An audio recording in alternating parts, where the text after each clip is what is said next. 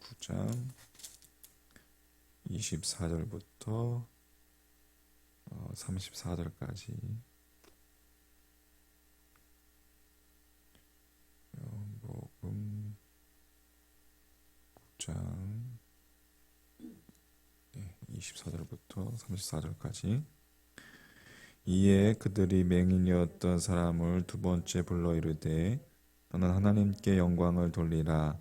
우리는 이 사람이 죄인인 줄 아노라. 대답하되 그가 죄인인지 내가 알지 못하나 한 가지 아는 것은 내가 맹인으로 있다가 지금 보는 그것이니이다. 그들이 이르되 그 사람이 네게 무엇을 하였느냐? 어떻게 네 눈을 뜨게 하였느냐? 대답하되 내가 이미 일렀어도 듣지 아니하고 어찌하여 다시 듣고자 하나이까? 당신들도 그의 제자가 되려 하나이까? 그들이 욕하이르되 너는 그의 제자이나 우리는 모세의 제자라. 하나님이 모세에게는 말씀하신 줄을 우리가 알거니와 이 사람은 어디서 왔는지 알지 못하노라. 그 사람이 대답하여 이르되 이상하다. 이 사람이 내 눈을 뜨게 하였으되 당신들은 그가 어디서 왔는지 알지 못하는도다. 하나님이 죄인의 말을 듣지 아니하시고 경건하여 그의 뜻대로 행하는 자의 말은 들으시는 줄을 우리가 아나이다. 창세 이후로 맹인으로 난 자의 눈을 뜨게 하였다함을 듣지 못하였으니 이 사람이 하나님께부터 오지 아니하였으면 아무 일도 할 수 없으리이다. 그들이 대답하여 이르되 내가 온전히 죄 가운데서 나서 우리를 가르치느냐 하고 이에 쫓아내어 보내니라. 아멘.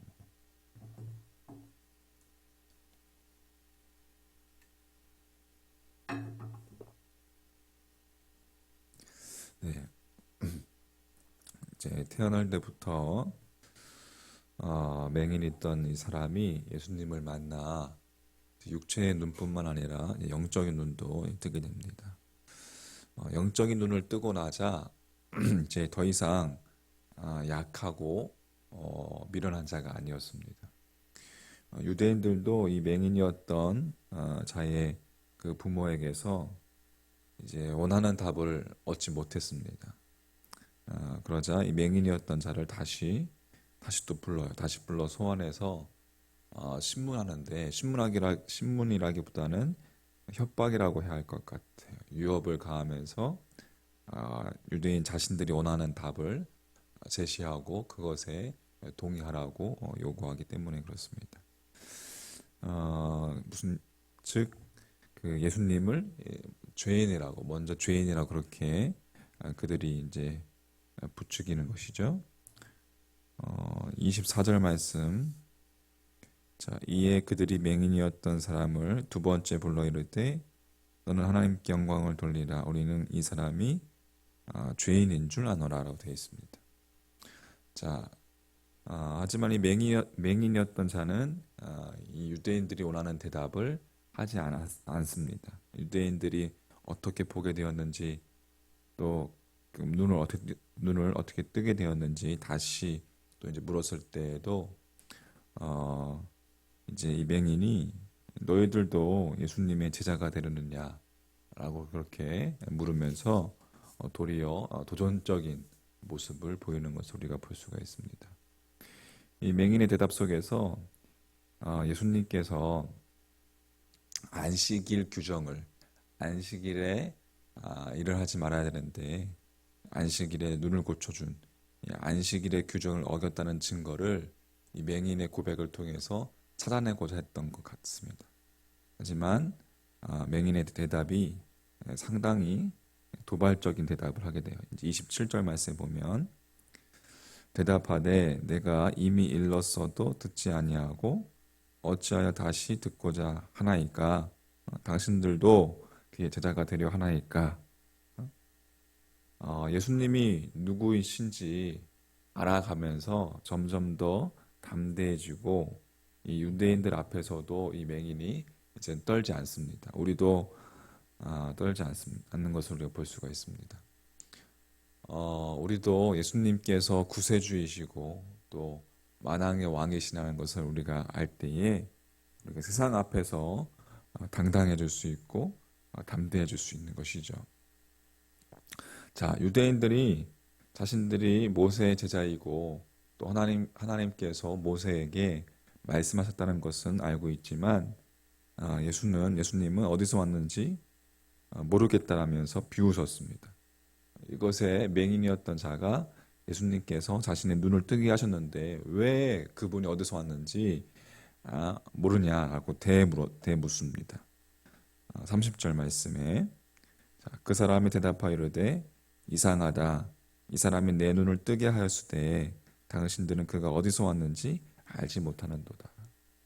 하나님께서 죄인의 말은 듣지 않으시고 경건하고 또 그분의 뜻을 행하는 자의 말은 들으시지만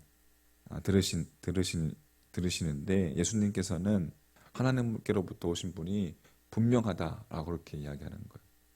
그러니까 영적으로 어두운 자는 계속 어두움 가운데 그렇게 거하려 하지만 영적인 눈이 열리게 되면 더욱더 하나님을 알길 원하고 더욱더 바른 깨달음을 얻게 되는 것을 우리가 볼 수가 있죠.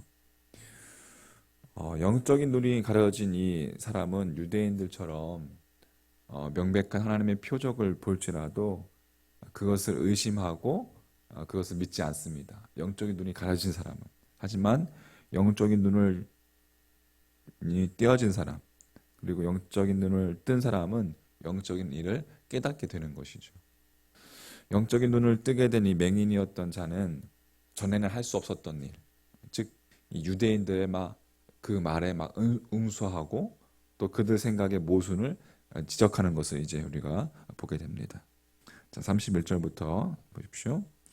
하나님이 죄인의 말을 듣지 아니하시고 경건하여 그의 뜻대로 행하는 자의 말은 들으시는 줄을 우리가 아나이다. 창세 이후로 맹인으로 난 자의 눈을 뜨게 하였다 함을 듣지 못하였으니 이 사람이 하나님께로부터 오지 아니하였으면 아무 일도 할 수 없으리이다. 그러니까 하나님에 대한 일반적인 진리를 이제 이 맹인이었던 자가 언급하는 거예요. 하나님께서 죄인의 말을 듣지 않으시고 경건하고 하나님의 뜻을 행하는 사람의 말을 들어주신다는 것입니다. 그리고 이어서 맹인으로 태어난 이 사람의 눈을 뜨게 한 이 기적은 창세 이후로 들어본 적이 없다. 그렇게 이야기합니다. 그러면서 그런데 하나님께로부터 오지 않았다면 어떻게 그러한 기적을 행할 수 있느냐라고 유대인들을 향해서 이 맹인이었던 자가 도전하는 거예요. 자, 어떤 사람이 여러분 기적을 행했다는 사실, 그 사실만으로 그 사람이 하나님께로부터 왔다는 것이 증명되는 것은 아니죠. 구약 성경을 보면 애굽의 술사들도 기적을 행한 것을 우리가 볼 수가 있습니다. 그러니까 여기서 이야기하는 그 이 맹인이었던 자의 이 사람의 요지는 예수님이 행하신 그 눈을 뜨게 한 이 표적은 정말 그분이 하나님께로부터 오셨다는 것을 충분히 증명한다는 것이에요. 충분히 증명할 수 있는 표적이라는 것이죠. 그게 요지입니다. 맹인이었던 사람의 이 도전에 바리새인들이 이제 몹시 분노합니다. 화가 난. 그래서 교리적으로 논쟁하는 대신에 그를 죄인으로 그렇게 몰아붙이는 겁니다.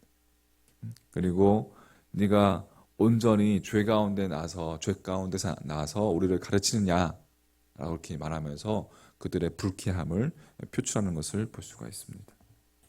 자, 이성을 잃고 판단력을 상실한 것이죠. 결국에 이 맹인이었던 사람을 회당에서 쫓아냅니다. 교만한 영적 자존심에 상처를 입자 이 유대인들이 사회적인 권위로, 사회적인 힘으로 부당하게 압제하고 쫓아내는 것을 우리가 볼 수가 있습니다. 자, 정리해보면 영적인 눈이 열린 후에 전에는 볼 수 없었던 것을 보게 된다. 그 구원자이신 예수 그리스도, 주님을 보는 눈이 열리게 되었다는 사실. 그리고 과거에는 깨달을 수 없었던 것을 깨닫게 된다는 것이죠. 여러분, 우리가 하나님을 더욱더 알아가기 위해서는 우리 영적인 눈이 열려야 될 줄 믿습니다. 영적인 눈과 귀가 열려야 될 줄 믿습니다. 소망하기는 이 새벽에 우리 성령님께서 우리를 인도하셔서 우리가 더욱더 주님을 알아가고 더욱더 주님을 깊이 우리가 그 안에서 발견되어지고 또 영적인 세계를 알아갈 수 있는 그런 여러분과 저의 믿음의 모습 되기를 주님의 이름으로 축복합니다. 아멘. 기도하겠습니다.